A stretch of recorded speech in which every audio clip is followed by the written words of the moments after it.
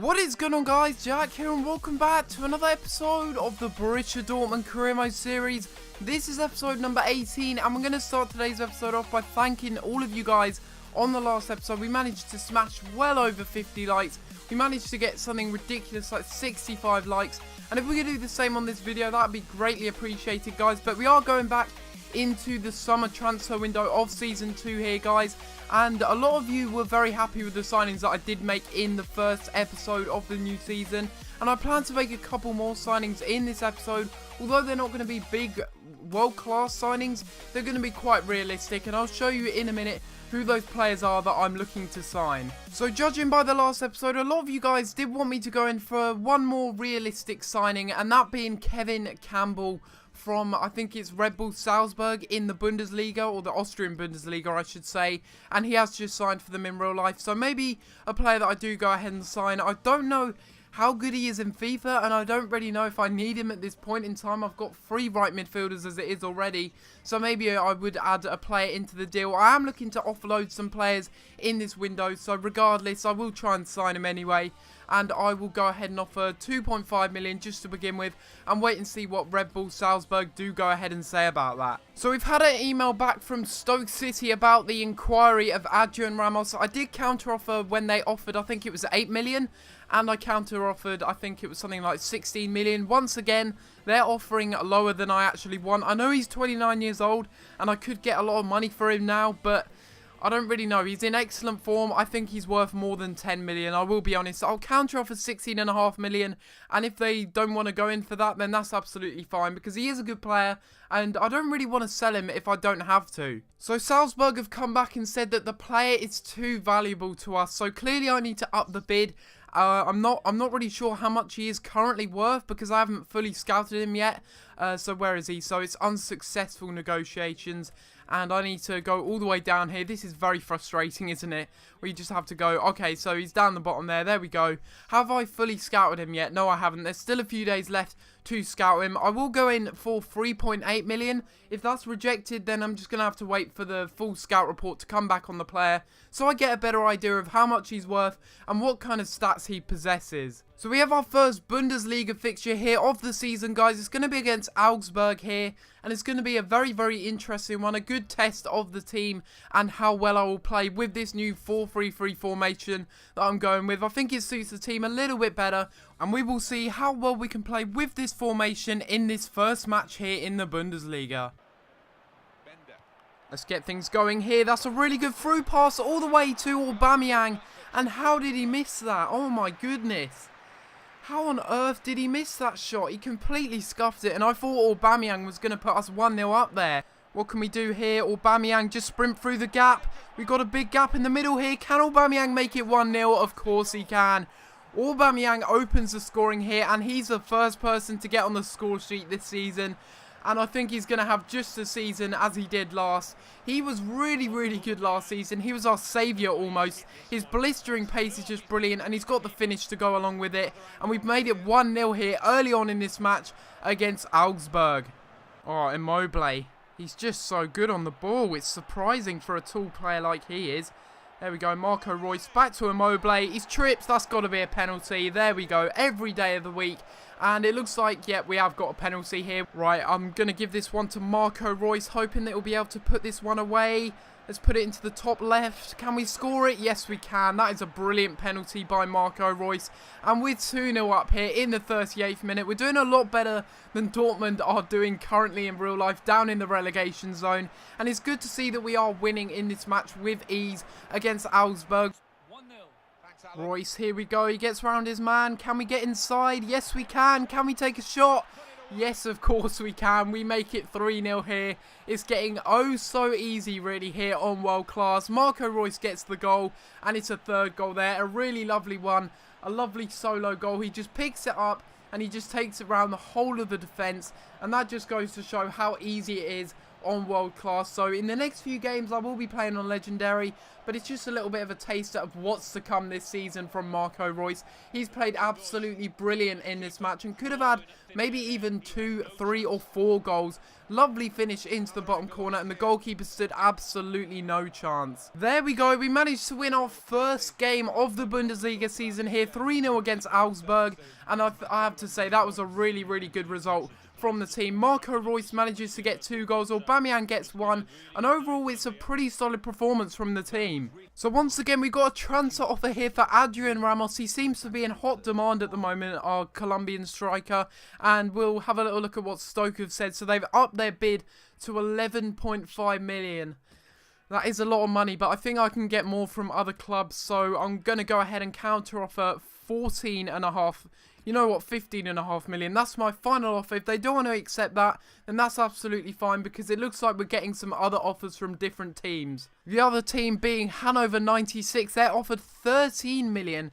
So clearly they've got a bit of money to spend on a striker, and maybe I will up the bid to, let's say, 17 million. I think that would be absolutely fair. You know what, 16.5 million. I don't want to scare them out of the deal, because if they can sign him for 16.5 million, that will give us some nice money back on a striker that I don't think will be getting too much game time this season, and is getting on a little bit. I mean, he's 29 now. He is going to start to decrease soon, and this could be a good deal for all parties involved. So Wolfsburg are a strong side, which is why I have put up a pretty strong side myself, actually. I'm giving Christoph Kramer his debut in the Bundesliga in a Borussia Dortmund shirt. And we've got a few players on the bench that did feature in the last game.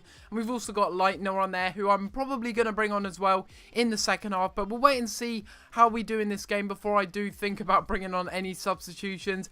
Getting a bit ahead of myself there, but yeah, let's go into this match and let's hope that we can go ahead and pick up a good 3 points once again.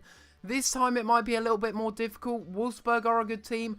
I am playing on legendary, but we've got to keep our heads held high and hope we can go ahead and pick up the 3 points once again. Through ball, but is he onside? It's Shinji Kagawa one-on-one, and Ramos is there for the rebound, but unfortunately he's offside. That is brilliant, isn't it?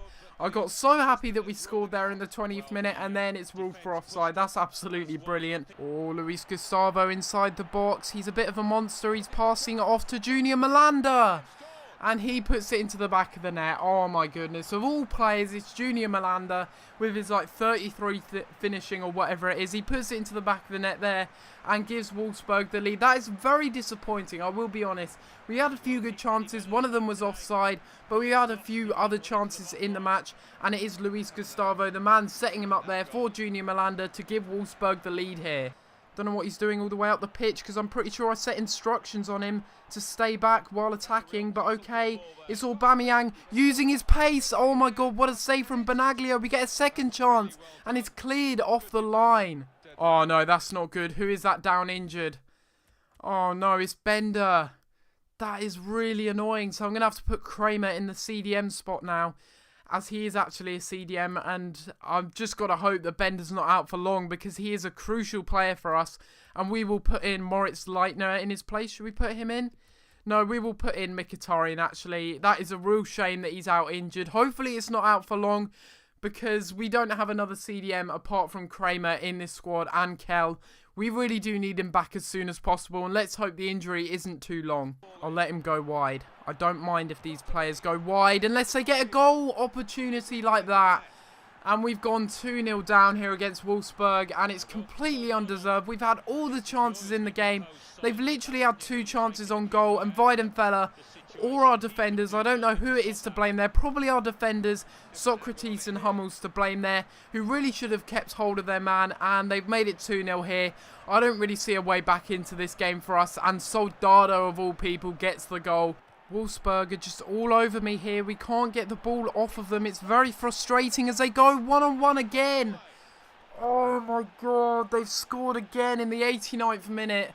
And I'm not even going to try and pronounce that guy's name, but I know he's on loan from Atletico Madrid. Oh my god. How on earth have they scored there? That is just sloppy defending maybe it's not time to put it up to legendary. Maybe I was being a bit optimistic in that game. I think in the next game I'll put it down to world class because clearly I'm getting a bit battered around here. I think it's fair to say that it's time to put it back down to world class. I got absolutely battered there in that game.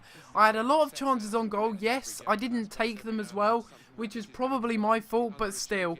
Wolfsburg have come away with a 3-0 result against us, and I don't really see that as fair. I mean, I had so many chances on goal, and maybe it's just my fault, and I need to put it down to world class, because after one match, although I did get a 3-0 result, it was against an easier team, and, well, you can see there, I did have a lot of chances on goal, but Wolfsburg were very clinical, putting away their 3 shots on target, and I didn't even put away 1 goal, so it goes to show that maybe it is time to put it back down to world class. Right, let's have a look at the extent of the injury of Sven Bender here. Is he going to be out for long?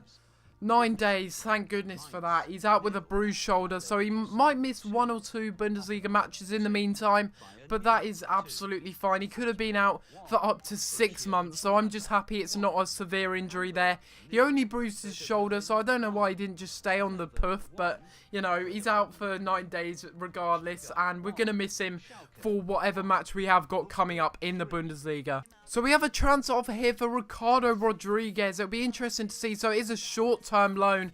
Now, the reason I'm doing this is because he hasn't grown all of last season, and I want him to start growing, basically. He's a good left-back, and I think he will be a good player for us. So what I'm going to go ahead and do is accept the short-term loan offer and then recall him after a couple of days so that his potential is boosted back up and he will start to grow again. So we're going into the third and final match of today's episode, guys. Not much happening with regards to transfer action, but I can guarantee in the next episode we will try and sign some players as well as selling some of our players because we have got a big squad. We're currently sitting in 8th in the Bundesliga as we go into this game against Mainz, who are in 9th currently. So after 2 games, we've won 1 and drawn 1. So let's go into this game and hope that we can go ahead and pick up a win against Mainz. Right, Marco Reus, 32 yards out. What is his power stat? So his curve is 90.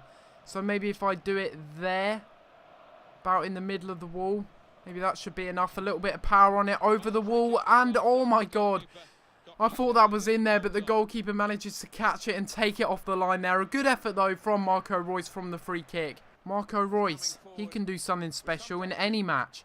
He's just brilliant. He's absolutely mesmerising. He gets past absolutely everyone. He's got to be one of my favourite players in career mode. He's got inside the box, and that is a penalty. Oh my goodness, a bit of a weak penalty because I don't think we would have scored from that angle. But we get a penalty nonetheless and a good chance here to score once again. It's Marco Reus creating the chance here. He was about to have a shot, but he was taken out. Marco Reus for the second time this episode. We're going to go the same way because it's proved trustworthy and we actually managed to score it again. We go the same way. Capino guesses the right way, but Marco Reus gets his 3rd goal in 3 matches, and he is in some mesmerising form at the moment. He's been brilliant. He's been involved in every single goal that we've scored so far, and he scored the first goal of the game here to put us up 1-0, and a lovely penalty there taken by none other than Marco Reus. Get this one away. Don't let them get a shot on target. Cross into the middle. Oh, bit risky there. They've actually got it back here. Oh my god, we taken him down. No. No, in the 90th minute. You've got to be kidding me, Mustafi. What are you doing? This could have cost us all 3 points here, and a vital 3 points. So it's Weidenfeller versus Zimling. Which way is he going to go? I reckon he's going to go to the right. Is he going to go to the right? He blasts it over the bar. Fate is on our side today, and wow, oh my god, I was so nervous there. I thought they were going to score that. He's completely messed that one up, and although I probably did go the right way, that is a dreadful penalty.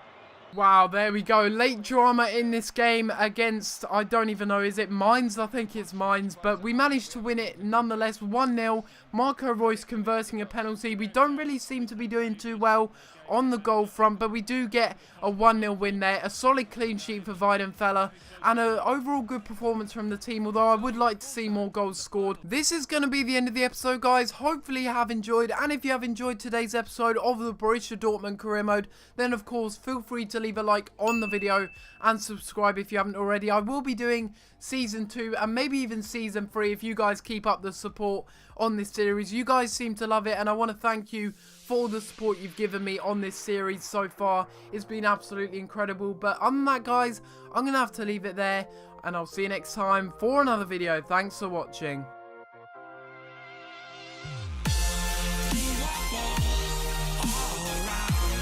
There's no color to be found. Took my